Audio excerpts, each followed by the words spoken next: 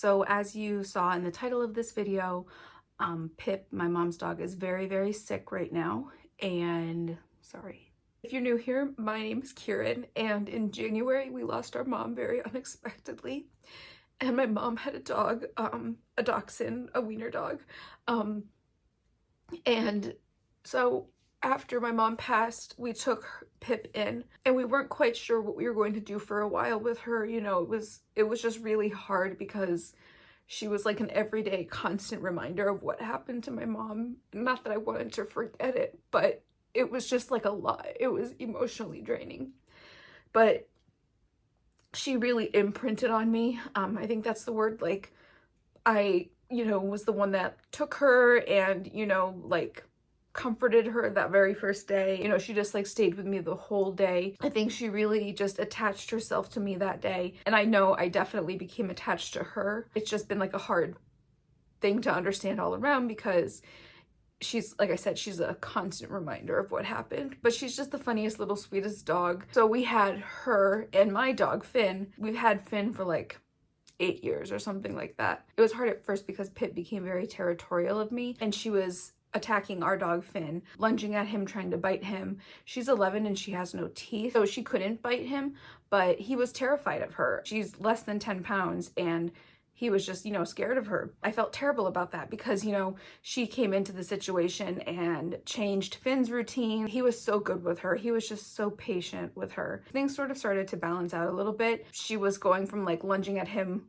multiple times a day to, just a couple times a week to just one time a week to not at all. We were, happy that they were starting to get along. They really weren't interacting per se, but they were in the same house and not, fighting. But then Finn started to get sick, but then he ended up passing because of issues with his kidneys.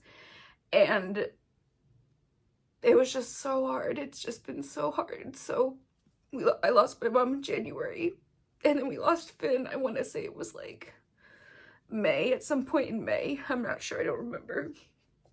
So, Pip was still here. She's been doing pretty well overall. She's definitely one of those dogs that, even though she's 11, she acts like a puppy. And, she's just funny and overall sweet, sassy. Overall, she's got a good heart, I guess you could say. We've been having issues for a while with our sleeping situation because at first when Finn was there, Finn always slept in the bed with us. With everything that happened with Pip, we just didn't trust them both sleeping in the bed together because we didn't want them to like find each other in the middle of the night and then in the dark start fighting and, and we just didn't want to do that. I tried a little bed next to our bed, but she was not interested in that at all. So because she would cry so much if we left her downstairs, and I just couldn't stand how sad the cry was. Like, I think she felt like she was being abandoned or something. So I ended up sleeping downstairs with her for months. I want to say I was sleeping downstairs with her from the time my mom passed until April, through the end of April, I would say. And then we really made a big effort to try to sleep upstairs. And she got used to sleeping downstairs, and, everything was, okay. After Finn passed, it was hard. I almost feel bad that like his last few months were a huge change in his life, and I hope that I hope that he knows how much we loved him, and I just wish, the last few months of his life were, so chaotic in comparison to the rest of his time with us. So Pip has still been here and just being, the silly girl that she always is. You guys have seen her in the videos. She's my little glue stick. She just loves being around me. I have to admit, I love having her with me. So to give you guys an idea of what's been going on, and this is dog TMI, just in case you don't want to watch this video. She started not feeling well. You could tell she was having a hard time going to the bathroom. So we tried starting to do some things to help her. She would be able to go to the bathroom. It was difficult for her. Then just yesterday, she stopped eating, which even, even like for the few days prior when she was having a hard time going to the bathroom, she was still jumping around and wanting to eat and everything. Like, I couldn't make her food fast enough for her. And so I put her food down for her yesterday morning, and she just walked away from it. And that's what Finley was doing before he passed too. Like, not at all interested. And even like when I think back on it, the day before, so not yesterday, but the day before, I put her food down for her in the evening, And she did start eating it, but then she walked away from it and came back. Normally she eats it and eats it completely and like kind of rushes a little bit, which has been a problem, but she like walked away from it and then came back and ate some more. We also realized the next morning that she got sick multiple times in the middle of the night, and it was kind of hard because she kind of like does it in like hidden places. So then we found several spots where she had gotten sick during the middle of the night. After seeing everything kind of come together, you know, the getting sick a lot during the middle of the night, not eating, and not being able to go to the bathroom, I just like put all of this together and I was like, this is not normal for her. So I called the vet, and the vet was really great. This is the vet that my mom has taken all of her dogs to. So she was already set up at this vet and they know her. They knew my mom for probably 15 years, if not more. I was able to bring her in. She had like a bulge in her side that I could feel. The vet felt her stomach and she's like, yeah, she's really sick. The vet kind of was saying like, we're gonna try to do all these different things to help her. But since she's so little, what the vet thinks is that since she hasn't been able to go to the bathroom, she pretty much has a blockage in her stomach. You know, she's like, she's so small and the blockage is so large. So she was saying, you know, like, we'll try our best, but we'll have to see how exactly it goes because her stomach is really big with it. And she's like, you know, if we can get this blockage through, then, you know, we can look at why it's causing her to have, you know, why did this happen? When yesterday they kept her last night, they were going to do some different things for her overnight to try to help her, and then they were going to try to do a procedure today where they give her some medicine in order to kind of help everything. You guys know what I'm saying, you know, to help everything happen. She's like, you know, we'll try and we'll see what we can do. I'm just tired of it. I'm losing my mom and then losing my dog, and I don't know if we're gonna lose Pip or not. I was so resistant to getting attached to her for so long because I didn't want it to hurt if something happened. And then I feel like I let my guard down and became attached to her. Now I don't know what's gonna happen. And it's also hard because it's like, it feels like the last bit of connection to my mom. So like, I care about her, obviously. I want Pip to be okay because I love her for her, but I also,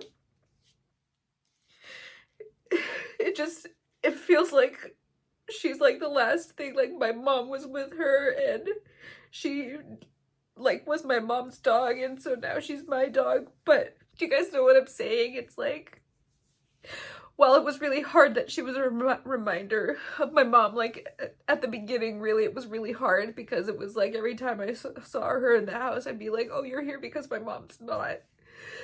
But now it's kind of turned into, you know, I love her for her, but I also, like, my mom held her, like my mom fed her. So it's just kind of connecting that. And I know we have to do what's best for her. I don't want Pip to be suffering, obviously. And I know she's just a dog, but it's so much more complicated than that. So I haven't heard anything from them yet today. She went in yesterday afternoon, gave her the medicine to try to see if TMI, but if things could happen on their own. But if not, they were going to do this other procedure. They were hoping to get it started today. Another good thing is, like, while she stopped eating, she was still feisty at the vet. She gave them a run for their money, even just trying to weigh her. So she's got that fight still in her. When Finley passed, like, when we carried him to the vet, the day that he passed, like, he was not okay. So she still has that fight in her, and we'll have to just see how everything goes. You guys know, if you've been watching my videos, I call her my mom's dog. I go back and forth between calling her my dog and my mom's dog, because if I call her my dog, it feels like I'm just ignoring that my mom had her, and she was my mom's dog for years. My mom loved dachshunds. She loved wiener dogs. I actually have one of Pip's toys right here, and it's a little wiener dog. My mom also loved to adopt the older dogs too and care for them. So we actually got Pip, I want to say my mom got her when she was, I think Pip was like 7. Prior to 7, we don't know what her history was like. From the very beginning was really feisty, and I really say, you know, she's aging backwards. You know, you wouldn't expect an 11-year-old dog to do zoomies around the yard like she does. She's just playful and funny. She's just like a living memory of my mom. And so, like I said, I was going back and forth with calling her my dog or my mom's dog, and I still think I feel more comfortable calling her my mom's dog because she really was, you know, she is my mom's dog. So if you guys could, you know, have good thoughts for Pip, I just want her to be okay. So I just wanted to give you guys an update on what's going on. I'm sorry that I was just crying so much in this video. I guess this is just like the first time it's like really hit me, because I think I put up my guard a lot just to try to buffer myself from everything. I think this is like the first time I've really thought about everything, and so it just was a lot of crying. I'm sure if you've been watching for a while, she's kind of been the star of my videos, so you know exactly who I'm talking about. Thank you guys for watching today's video, and thank you for loving her so much, and thank you for helping me learn how to love her. You guys have been so sweet in the comments, just giving me advice and suggestions and giving me perspective about, you know, what Pip's been going through, just really helping me look outside of like my immediate feelings about it. I've really leaned into